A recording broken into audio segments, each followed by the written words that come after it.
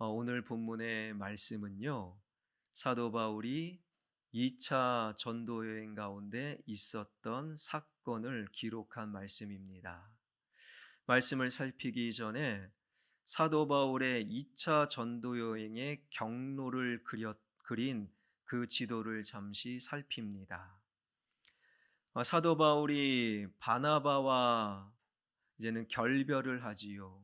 그리고 실라를 데리고 2차 전도 여행을 이제 출발하는데, 출발점이 수리아의 안디옥, 그리고 더베와 루스드라가 포함되어 있는 갈라디아 지역에서 전도를 하지요. 그리고 드로아로 갑니다. 드로아에서 마게도냐 사람의 환상을 봅니다. 그리고 바울이 한 번도 가보지 못했던 마게도나는요, 오늘날로 따지면 유럽이에요. 그 유럽으로 건너가서 첫 성 빌립보에서 복음을 전하게 됩니다. 그리고 데살로니가로 옮기지요. 그 데살로니가에서 뜻밖의 봉변을 당하는데, 데살로니가의 유대인들은 굉장히 거칠었어요. 바울을 욕하고 비난하고 린치를 가하고 심지어 바울을 죽이자 덤벼드는 통에 바울이 서둘러 베레아로 가게 됩니다.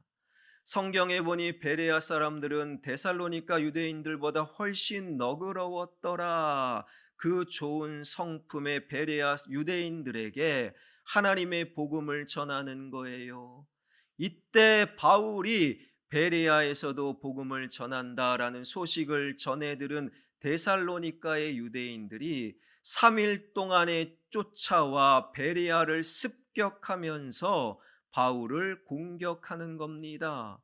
그 데살로니가의 유대인들의 기세가 얼마나 살기등등했던지 베레아의 믿음의 형제들은 서둘러 바울을 항구로 피신을 시키는 거예요. 그렇게 베레아를 떠나던 사도 바울, 베레아의 세 가족들이 눈에 밟힙니다. 그래서 실라와 디모데를 베레아에 남겨두고 세 가족들의 믿음을 독려하고 격려하라고 남겨두고, 이제는 사도 바울은 베레아를 떠나 세계사에서 말하는 아테네, 성경에서는 아덴이라고 말하는 그 아테네로 도망오게 되었는데, 바로 그 오늘 본문의 사건은 아테네, 그 아덴에서 있었던 그러한 사건을 기록한 말씀이에요. 오늘 본문은 이렇게 시작이 됩니다. 16절, 바울이 아테네 아덴에서 그들을 기다리다가 그 성에 우상이 가득한 것을 보고 마음에 격분하여. 그러니까 아덴에서 실라와 디모데를 기다리던 바울이 홀로 아덴을 둘러본 거예요. 아덴을 둘러보다가 마음에 격분이 일어났는데, 그 이유는 온 도시가 웅장하고 화려한 우상으로 압도된 도시였기 때문에, 당시만 해도 아테네 아덴은 온 도시에 우상 신전과 우상의 제단들이 가득했던 우상의 도시, 그 모습을 보고 바울은 마음에 격분이 일어났다라는 거예요. 여러분, 2000년 전 바울이 도착한 아덴은요, 그야말로 우상의 도시였어요. 그 아덴의 가장 중심에 높은 언덕 광장, 아크로폴리스라고 불리우는 그 광장에는요, 아테나 여신을 위한 파르테논 신전이 떡하니 자리 잡고 있는 거예요. 파르테논 신전만 있었던 것이 아닙니다. 프로필라이아라고 불리우는 신들의 문을 지나고 보면 아테나 니케 신전, 아테나 여신의 옥의 조각상, 에레크테이온 신전, 아케나 제단 등 그 아크로폴리스는 신전도로 가득가득 채워져 있었다라는 것이지요. 그리고 아크로폴리스 남쪽 기슭에는 아테네가 연극의 발상지임을 증명하듯 당시 17,000명을 수용하는 대극장 디오니소스 극장이 떡하니 웅장하게 자랑하듯 자리 잡고 있었고, 아크로폴리스 아래쪽에는 신들의 신이라고 불리우는 제우스 신전이 자리 잡고 있었는데, 제우스 신전의 그 웅장함과 화려함이 얼마나 대단했던지 그 신전을 떠받드는 기둥만 104개에 해당되는 당대 최고의 신전이었다라는 거예요. 오늘날 아테네의 모습이 이렇습니다. 오늘날 아테네의 모습을 통해 2000년 전 아덴의 모습을 우리가 유추하게 되는 거지요. 저 중앙의 언덕 광장이 아크로폴리스를 보여주세요. 이러한 아크로폴리스 가장 높은 곳에 잡신 우상들이 온 도시를 압도하는 아덴, 그 아덴을 둘러보면서 사도 바울의 마음은 격분이 일어났다라는 것이지요. 사도 바울이 분노했다. 사도 바울의 마음속의 격분은 우리가 흔히 화납니다. 나 우습게 보았어요. 나를 비난했습니까? 내가 손해보았습니다. 그래서 생겨나는 분노가 아닙니다. 성령님 안에서 하나님을 찾아야 되는 인류가 하나님을 거부함으로 말미암아 생겨나는 성령님 안에서 느꼈던 영적인 분노, 그러한 영적인 분노를 느꼈던 사도 바울이 무엇을 합니까? 성경에 보니 안식일에는 회당에서, 평일에는 사람들이 북적거리는 장터에서 예수 그리스도의 복음과 부활을 전하고, 아덴의 지식인들 철학자들과는 복음을 놓고 그들과 토론하고 논쟁하게 되었다라는 거예요. 그러던 중 어느 날 복음을 놓고 사도 바울과 논쟁과 토론을 벌였던 일단의 철학자 무리들이 그 사도 바울을 어디로요? 아레오바고라는 곳으로 데리고 갑니다. 아레오바고라는 곳은 아크로폴리스 북서쪽에 있는 바위 언덕을 말하는 거예요. 아레오바고 한번 보여주세요. 온 아테네 도시, 아덴 도시가 내려다 보이는 바위 언덕, 이 아레오바고로 지식인들 철학자들이 사도 바울을 데리고 간 거예요. 왜 데리고 갔습니까? 바로 아덴의 지식인들 철학자는 예수 그리스도, 그 사람이 누구야? 부활? 난생 처음 듣는 말인데, 이러한 호기심, 지적 호기심 때문에 아레오바고 바위 언덕에 데리고 가서 사도 바울에게 그 신기한 이야기를 좀 더 자세히 듣기 위함이었다라는 거예요. 믿으려고 들은 것이 아니라 지적 호기심을 채우기 위해, 그러기 위해서는 북적거리는 장터보다는 사람들의 인적이 드문 저 바위 언덕 아레오바고가 안성맞춤이었다라는 것이지요. 그래서 오늘 본문 21절에 보니 당시 아덴의 지식인들 철학자들의 마음을 이렇게 잘 소개하고 있는데, 세 번역으로 읽어보면요, 모든 아테네 아덴 사람과 거기에 살고 있는 외국 사람들은 무엇이나 새로운 것을 말하고 듣는 일로만 세월을 보내는 사람들이었다. 재미난 표현이지요. 기록에 보면 전쟁이 일어났습니다. 전쟁을 위해 싸움을 나가야 될 아덴 사람들 가운데 대부분의 사람들은 침략한, 새로운 전쟁 속에 만난 침략한 침략 민족의 생각을 듣기 위해 전쟁하지 않고 그들과 대화했던 사람들도 있는 거예요. 먹고 살기 힘들어요. 그러면 경제적인 일을 해야 됩니다. 그런데 경제적인 일을 하지 않고 먹고 살기 입에 풀칠도 못하는데 새로운 지식, 새로운 지적 호기심을 쫓아 살아가는 인물들이 바로 아덴 사람들이었다.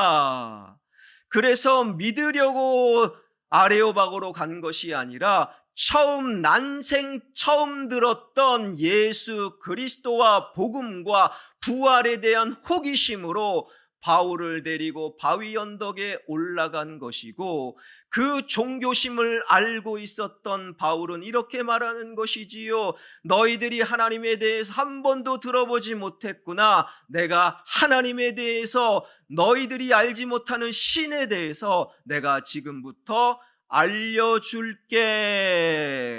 그리고 사도 바울의 설교가 이어지는데, 그것이 바로 오늘 본문 22절에서 31절까지의 말씀이다라는 거예요.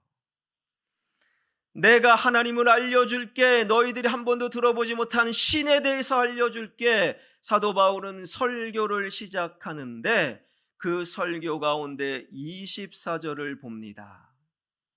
다 한번 읽겠습니다. 시작.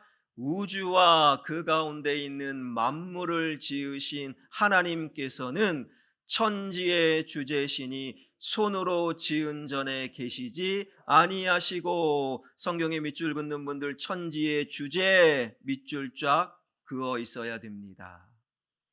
사도 바울의 설교 가운데 하나님을 전하는데, 하나님은 창조주 하나님이시요 천지의 주제시다라고 선포하고 있는 거예요. 여러분, 사도 바울이 2000년 전 아덴에 도착했을 당시 기록에 의하면 아덴 전역에 약 3만여 개의 우상, 신전과 잡신들이 그 아덴 도시에 가득했다라는 거예요. 여러분, 3만여 개의 아덴을 휘감고 있는 잡신들, 우상은 다 사람들의 필요에 의해서 사람들이 만들어낸 거예요. 그 사람들이 만들어낸 잡신과는 완전히 차원이 다른 내가 전하는 하나님은, 너희들이 지금까지 알지 못했던 하나님은 온 우주와 온 만물을 창조하신 창조주 하나님이시다라고 선포하고 계신 거지요. 그 창조주 하나님을 24절에서 사도 바울은 천지의 주제이시다라고 부르고 있지요. 천지의 주제, 이 주제라는 헬라어 단어가 퀴리오스. 여러분, 퀴리오스라는 헬라어 단어 정도는 우리가 알고 있으면 좋아요. 마음속으로 퀴리오스 따라 해보세요. 퀴리오스. 그 헬라어 단어의 뜻이 주인이다라는 뜻이에요. 그러니까 아무것도 할 수 없는, 사람에 의해 만들어진 3만여 개의 아덴의 잡신들과는 상관없이 그들과 그 신들과는 달리 내가 전하고 내가 신뢰하고 믿는 하나님은 온 우주를 창조하신 천지의 주인이십니다. 이 선포를 당당하게 사도 바울이 하고 있는 거예요.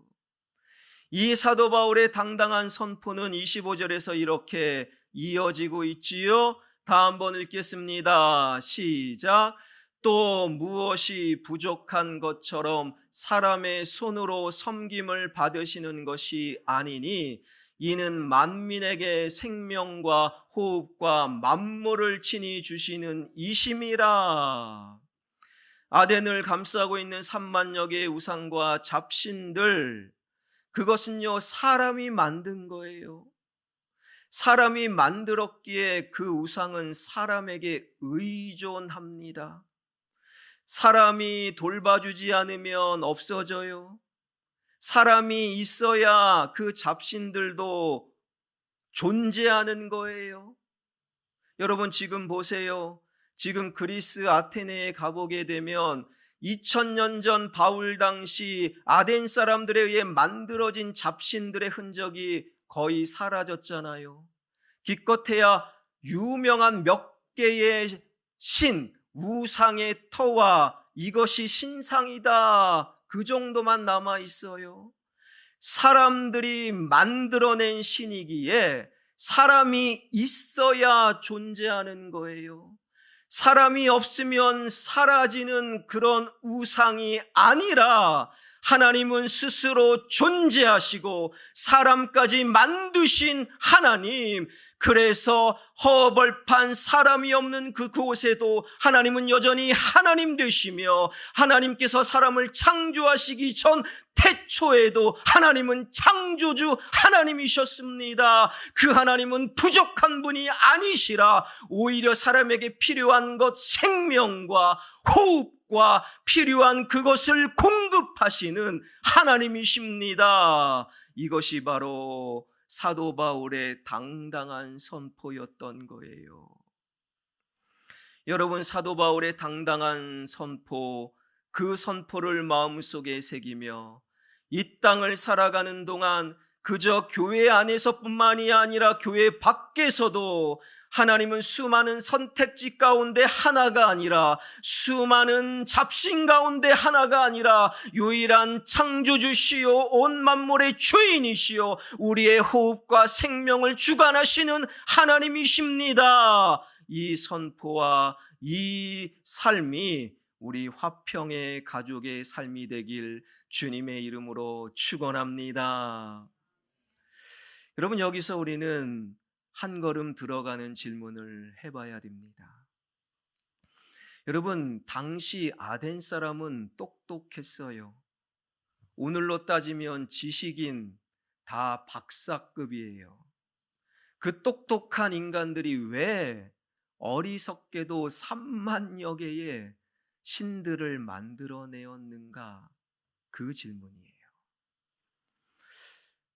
그것은요, 오늘날 재테크, 투자의 원칙이라고 말하는 분산, 여러분 투자에 관심 있는 분들은 분산 투자 이런 말 많이 들었을 거예요. 투자는 분산이다, 한 곳에 몰빵하면 안 된다.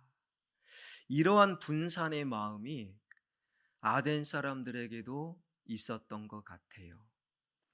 아덴 사람들이 이 땅에서 살다가 보니 때로는 물난리도 나고 기후변화로 그냥 폭염도 닥치고, 그리고 자녀의 출산, 결혼의 문제도 생기고, 당시 민족 간의 전쟁이 얼마나 치열했겠습니까?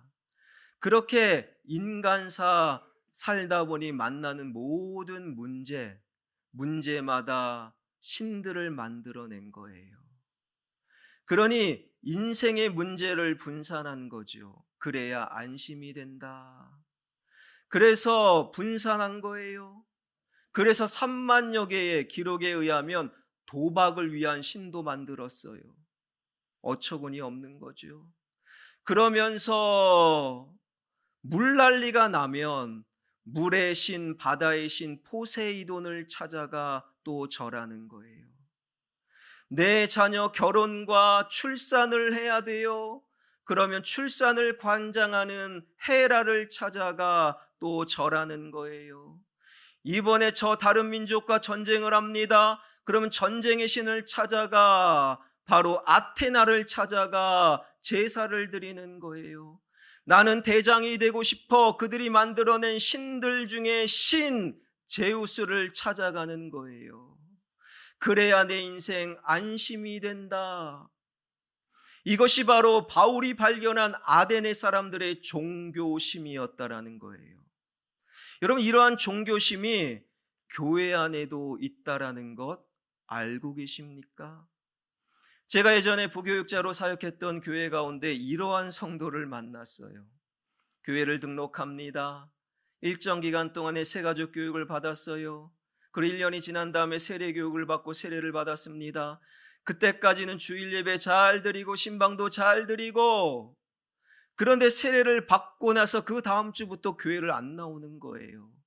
교구 목사인 제가 전화합니다. 성도님, 그랬더니 저에게 하는 말씀이, 목사님 이제 기독교 세례 받았으니까 교회 안 나가도 됩니다. 그러는 거예요.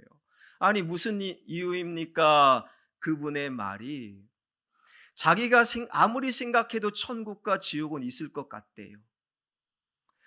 그런데 그곳에 기독교의 하나님이 계실지, 천주교의 하나님이 계실지, 불교의 부처가 있을지 모르잖아요. 그래서 다 했대요. 먼저 저를 찾아가 기독교의 세례 과정인 그 삼귀 서약을 하고 계율을 받아 불자로 입문을 했대요. 그리고 성당을 찾아가 영세를 받고 베로니카라는 세례명도 받았대요. 그리고 마지막 혹시 기독교의 하나님이 계실까 해서 지역에서 제일 큰 교회에 등록하고 새가족 교육받고 세례까지 받았으니 나는 안심이다. 여러분, 신앙이 무슨 분산투자입니까? 그러한 인간의 마음을 위로하기 위하여 인간의 생각 속에 그러한 종교심이 아덴 사람들에게 있었고, 그래서 3만여 개의 우상과 잡신을 만들어낼 수밖에 없었다라는 거예요.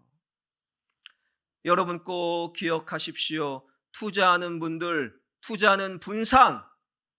그러나 신앙은 하나님께 몰빵입니다. 하나님께 내 인생 맡겨드릴 때 충분하신 하나님께서 당신의 인생을 책임져 주실 줄 믿으시기 바랍니다. 바로 그 이야기를 하고 있는 거예요.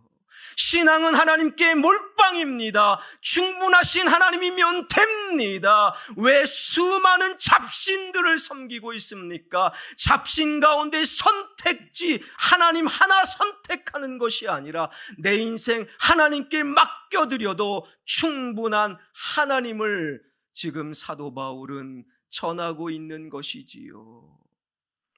여러분 생각해 보세요. 아데네는 우상의 도시예요.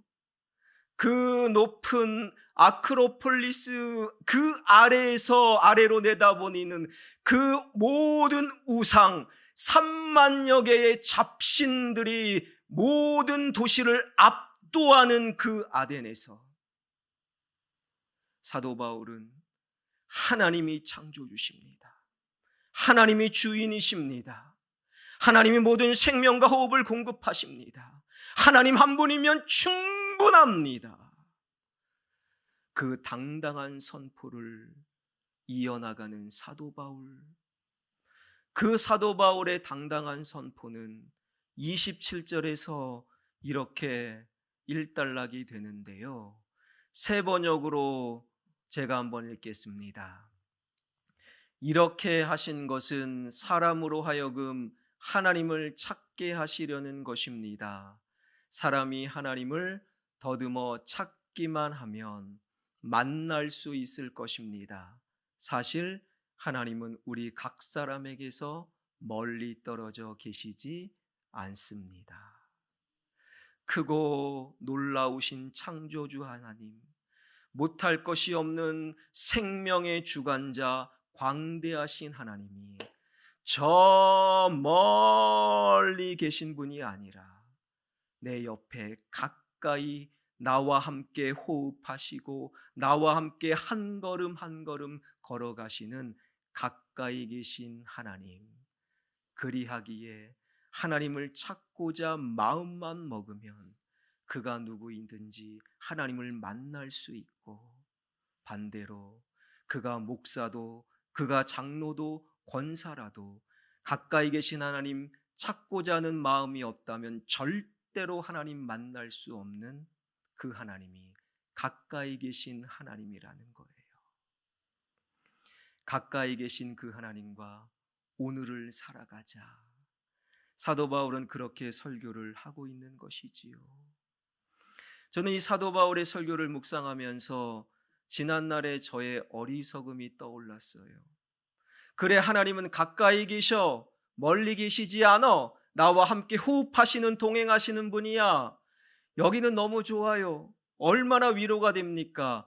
그런데 가까이 계신 하나님과 이 땅에서 함께 사는 것은 부담스러울 때가 있는 거예요. 이것은 대단한 사람들만이 할 수 있는 것이다.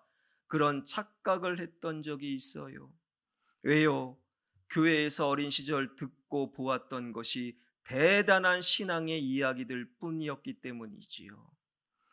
어린 시절을 회상해 보면 교회에서 영화를 보여준 적이 가끔 있어요. 요즘 영화 교회에서 보자 그러면 누가 오겠습니까? 그때만 해도 교회에서 영화를 보는 것이 엄청난 재미요, 큰 이벤트였어요. 근데 어떤 영화를 보여주냐? 저 높은 곳을 향하여, 주기철 목사님의 순교 이야기. 대단한 신앙이지요. 사랑의 원자탄 손양원 목사님의 신앙 이야기. 기억나는 장면이 여러 가지가 있는데 그 중에 하나가 사로잡힌 주기철 목사님 못을 잔뜩 거꾸로 박은 그 못판을 걸어라. 어떻게 걸어갑니까? 걸어가면 안 되지요. 예수 거부하면 안 걸어가도 돼. 그러나 예수 믿는다고 하면 걸어가야 돼. 그때 배경음악으로 저 높은 곳을 향하여가 쫙 나오더니 주 목사님이 그 못판을 걸어가는 거예요. 어린 마음에 저게 신앙이라면 나는 감히 신앙생활 온전히 할 수 있을까? 그러한 부담이 어린 마음에 들었던 적이 있어요. 신학생이 되었습니다. 주 목사님의 진짜 손주에게 그 할아버지 주 목사님의 이야기를 간증하듯 들은 적이 있어요. 주 목사님이 감옥에 갇혔을 때 가장 힘든 것이 두 가지가 있었는데, 하나는 잠을 안 재우는 것. 여러분, 잠을 안 재우는 것이 그렇게 힘들다는 거예요. 두 번째 힘든 것은 바로 아랫도리를 다 벗겨놓고 몸을 꽁꽁 묶습니다. 그리고 요도에다가 쇠꼬챙이를 확 박는 게 그렇게 아프대요. 아프겠죠. 그 아픔과 고통 속에서 주 목사님이 기도했던 유일한 기도는 하나님, 내 영혼 서둘러 거두어 가주시옵소서. 신앙생활이라는 게, 목사의 삶이라는 게 이런 헌신이요, 다 포기구나. 나는 죽었다. 손양원 목사님은요 더 심합니다. 자신의 아들들을 죽인 그 원수를 아들 삼아 버리잖아요. 나는 그런 흉내, 그런 사랑과 순교를 감히 흉내낼 수 없는데 신학교 초반에는 상당히 고민했어요. 그런데 시간이 지나가면서 말씀을 연구하면서 하나님 마음을 알아가면서 하나님이 우리에게, 나에게 원하시는 것은 그런 대단한 순교, 대단한 신앙이 아니었음을 깨달았던 거예요. 물론 우리 가운데 주기철 목사님도 계시고 손양원 목사님도 계시고 사도 바울처럼 온 인생 내려놓고 순교를 각오하며 오늘을 살아가는 분들도 있지요. 그러나 대개 하나님이 우리에게 원하시는 것은 그런 것이 아니었다라는 거예요. 왜요? 하나님은 멀리 계시지 아니하시기 때문에. 우리가 무언가 특별한 대단한 신앙을 보여줘야 겨우 너 거기 있었구나 알아차리는, 멀리 계시는 분이 아니라 내가 아주 자그만 나의 시간을 들여도 하나님은 알아봐 주시고, 아주 내가 할 수 있는 작은 결단, 이거 결단이라고 말할 수 없는 작은 결단을 통해 오늘을 살아가도 하나님은 너무너무 기뻐하시는 가까이 계신 하나님을 사도 바울이 알았고 우리가 이제는 아는 거예요. 멀리 계시지 아니하시는 가까이 계신 하나님, 우리에게 대단한 결단을 요구하시는 것이 절대 아닙니다. 그저 오늘 비도 오고 날씨도 축축하고 그래도 여호와 이름을 두신 성전에서 예배드리자, 그것을 하나님은 너무너무 알아봐 주셔요. 내일부터 시작되는 신약 성경 통독, 그동안에 읽지 않았지만 멀리 했지만 이번 기회에 성경 읽어볼까?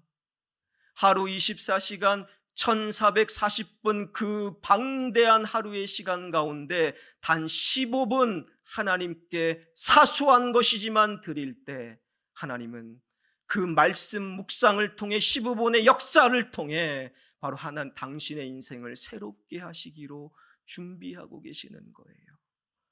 요즘 찬양 모르는 찬양 많이 하는데 그래도 찬양을 해야지요. 그리고 가사를 보며 떠듬떠듬 찬양을 하는 그 마음, 그것을 가장 아름다운 찬양으로 받아주시는 거예요. 목사님, 나는 기도 잘 못해요. 그러나 기도해야지요. 마음으로 주님, 아니요, 주라고 외치는 그 순간 그 기도를 가장 아름다운 기도로 받으시는 가까이 계신 하나님, 그 하나님을 여러분 진정으로 믿을 수 있기를 바랍니다. 사랑하는 성도 여러분, 우리가 살아가고 있는 이 시대, 우리 자녀들이 살아내야 될 이 시대는 아덴보다 더 심각하지요. 교회를 다니고 신앙생활을 하고 나의 자녀에게 말씀 읽어라 하는 것이 마치 손해를 보는 듯, 온 세상의 가치와 사탄의 생각이 온 나라를 압도하는 이 시대에 우리는 창조주 하나님, 그 하나님이 만물의 주인이시요, 그 하나님이 모든 생명과 호흡을 공급하시는 전지전능한 하나님이심을 잊지 마시길 바랍니다. 그 하나님은 멀리 계시지 아니하시잖아요. 가까이 계신 그 하나님, 내가 할 수 있는 사소한 헌신, 아주 작은 결단, 그 작은 순종을 통해 하나님의 역사, 하나님의 능력을 경험하고 나의 한숨이 하나님을 향한 노래가 되길 주님의 이름으로 축원합니다. 아멘.